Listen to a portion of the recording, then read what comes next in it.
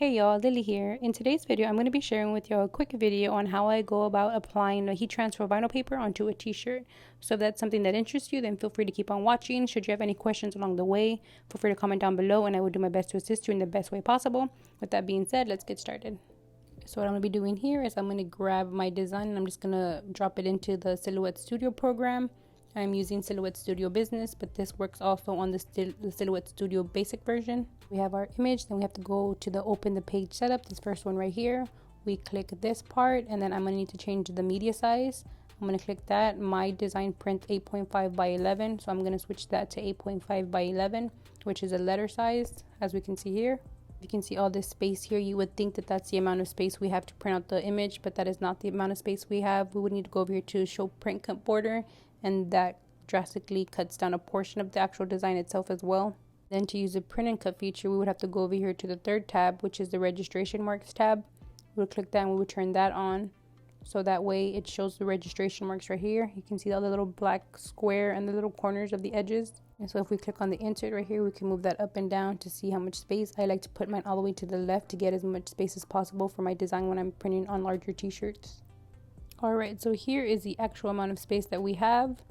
So I'm going to go ahead and just grab my design, my image. I'm going to make it smaller so that way it can fit in between right here.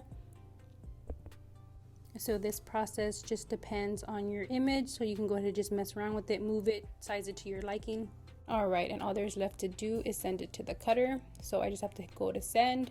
If I were to send it like this, it would cut out the outer part of the image, if you can see here. What I like to do is, if you don't like to see that little white outer border, what I like to do is I like to go back into the design program and then I head over to the offset tab. So instead of an offset, I do an internal offset, and that creates an offset on the inside of the image. And this, you can size it to whatever size you'd like, but I normally just do it at about a 5, 10, 15, just depending on what design I'm using. So when I do this, it automatically gets rid of that white border. I would rather cut a little bit inside of the image so that way I can remove that white border than have that white border showing, because I'm personally not a fan of that white border. Everyone is different. Some people like it, some people don't, but this is just what I do to get rid of that white border. And then we have to send it to the cameo. So what I like to do is I like to just go ahead and switch the material that I am using. So I would just put dark, and then heat transfer dark paper will come out. I click on that. It sets the blade to about a 2. So if you're using an auto blade, it will automatically adjust it for you. And then you just click send, and off to the cameo it goes. So here I'm using my Cameo 3. All I'm going to do is open it up and then turn it on.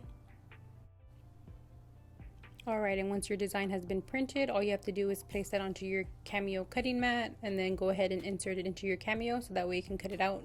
So I'm going to go ahead and load my mat into my Cameo, make sure everything is aligned, make sure my rollers are correctly in place and not unlocked so that way there's no moving around whenever it's cutting. So I just load it up, and as you can see here, it loaded. And then when I send my design to the cameo, you're going to see like a faint red light appear, and this is because my cameo is reading the registration marks, and this is very important. If your cameo doesn't read your registration marks, then it's going to cut incorrectly.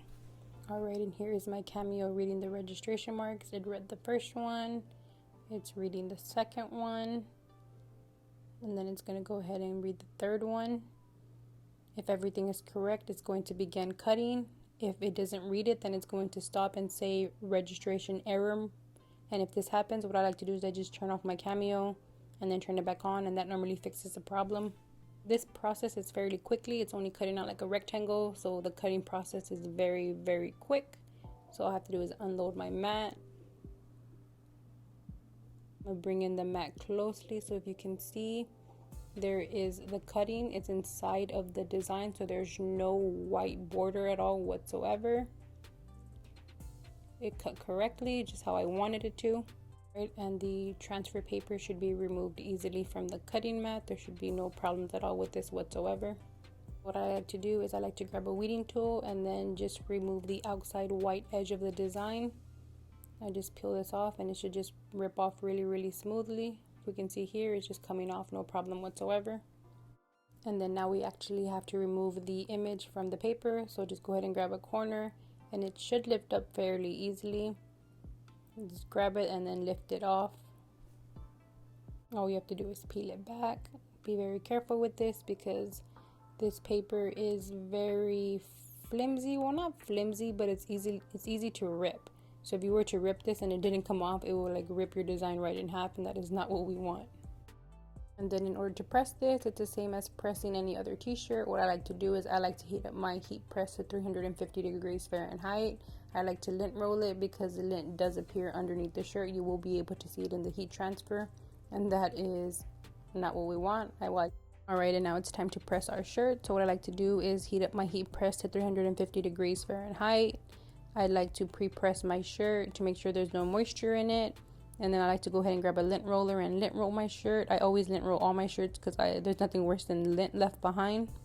And then it's time to align your image onto the t-shirt. There's many ways of going about this. Some people use rulers, some people use their hands, some people use the t-shirt rulers, t-shirt guides. So just find whatever works best for you and align it to the center of the t-shirt. And then once you have that aligned, you grab a piece of parchment paper, put that over your design. And then I like to grab a piece of Teflon sheet and put that over my parchment paper just to protect everything, make sure everything is nice and secured. And then I'm going to go ahead and just press this at a medium pressure at 350 degrees for 30 seconds. Alright, and once that's all done, I just go ahead and I lift that up. I remove the Teflon sheet. The parchment paper is stuck to the design. So I like to just grab the shirt and kind of just like fluff it to kind of cool it down a little bit, but I don't want to cool it down all the way because I do need to stretch the design while it's still warm. So that way it doesn't create that hard feeling of the heat transfer vinyl paper sheets, and it creates more of a stretchy. So if you can see here, it is pretty stretchy. And that's it. I really love these heat transfer vinyl papers. I will link them down below in case you want to pick some up. I know I've used heat transfer vinyl papers that were very hard and felt very paper-like. These don't feel that way. These are nice and soft. Of course, they still feel like heat transfer vinyl paper, but these are a way better alternative. I do hope this video was helpful. If I missed anything, feel free to comment down below and I will do my best to assist you. If you have any videos you would like for me to make, go ahead and comment those down below and I will do my best to make it happen. And don't forget to hit that subscribe button and ring that notification bells to stay tuned for future videos. I do have Facebook, TikTok, Instagram, and Twitter. If you would like to go follow me over there, I would greatly appreciate the support. Once again, thank you so much for watching.